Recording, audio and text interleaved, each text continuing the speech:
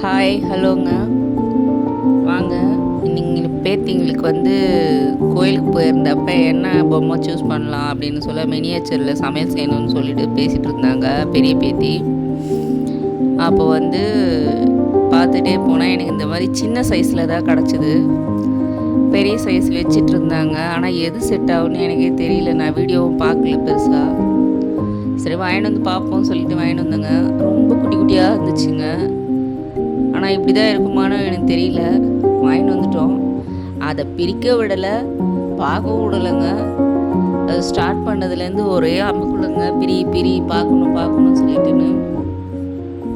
Night வாங்கிட்டு வந்துச்சு, பொழுது வந்து தான் பிரித்து பார்ப்பேன் அப்படி சொல்லிட்டுன்னு வச்சிட்டோம். பிரித்த உடனே ஆளுக்கு ஒன்று கையில் எடுத்துகிட்டு ஒரே அட்டகாசம். சந்தோஷமாக இருந்துச்சு குழந்தைங்களுக்கு. சரி, அவங்க விளையாடுறதுக்கு ரொம்ப போர் அடிக்குது. முந்தி மாதிரினா வெளியில் போய் விளையாடுவோம். இப்போல்லாம் எங்கே யாருமே பசங்களை வெளியில் போய் தெருவிலலாம் விளையாட விடுறதே இல்லை. எல்லோரும் அவங்க வீட்டோட செல்லு வச்சுட்டு குழந்தைங்கள எதனா பார்க்க வைக்கிறோம், டிவி பார்த்துட்டு உக்காந்துட்டுருக்காங்க. சரி, இந்த மாதிரி இருந்துச்சு, கொஞ்சம் போர் அடிக்காது. ஒரு ரெண்டு ஒரு நாள் ஆகும் குழந்தைங்கள வச்சுட்டு எதனா குக் பண்ணுற மாதிரி விளையாடலாம். அப்படியே நானும் கூட சேர்ந்து விளையாடலாம் சொல்லிட்டு தாங்க வாங்கின்னு வந்தேன்.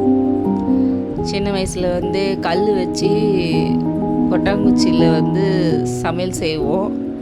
சும்மா மண்ணில் சாதம் செஞ்சு வச்சு ரியலாகவும் சாப்பாடும் செஞ்சுருக்கோங்க. எல்லோரும் ஷேர் பண்ணி காசு போட்டு அந்த மாதிரி செஞ்சு இது பண்ணுவோம். இப்போ எல்லோரும் வீட்டுக்கு தனித்தனியாக அவங்கவுங்க வீட்டிலே வாங்கிட்டு வந்துச்சு இந்த மாதிரி செஞ்சு விளையாடுறாங்க. சரி, நாமளும் வாங்கிட்டு வந்து செஞ்சு பார்க்கலாம் சொல்லிட்டு செஞ்சேங்க. ஃபஸ்ட்டு டைம் வாங்கிட்டு வந்திருக்கோம். விறகு பொறுக்கலான்னு போகிறேங்க. கொஞ்சம் விறகு எடுத்துகிட்டு அதுக்கே நைட் ஆகிடுச்சு. சாயங்காலம் 6 மணி ஆகிடுச்சு.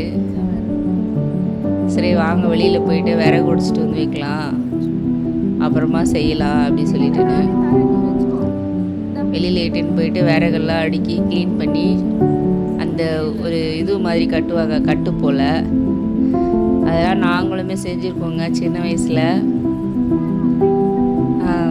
விறகு எடுத்துகிட்டு வந்தால் தான் வீட்டில் சமைக்கிறதுக்கான இது கிடைக்கும். அப்போல்லாம் கேஸ் கிடையாது. மண்ணெண்ணெய் மாதத்தில் ஒரு நாள் போடுவாங்க. அது பத்தாது. அது விளக்கு எரிக்கிறதுக்கும் கரண்ட் ஆஃப் ஆயிடுச்சுன்னா அதுக்கெலாம் யூஸ் பண்ணிக்குவாங்க. அடுப்பு எரிக்கிறதுக்கெலாம் மற்ற டைமில் காஃபி போடுறதுக்கு மட்டும் வச்சுக்குவோங்க, எமர்ஜென்சிக்கு. மற்றபடி அடுப்பில் தான் சமைப்பாங்கங்க. இப்போ அதை சின்னதாக செய்யலான்னு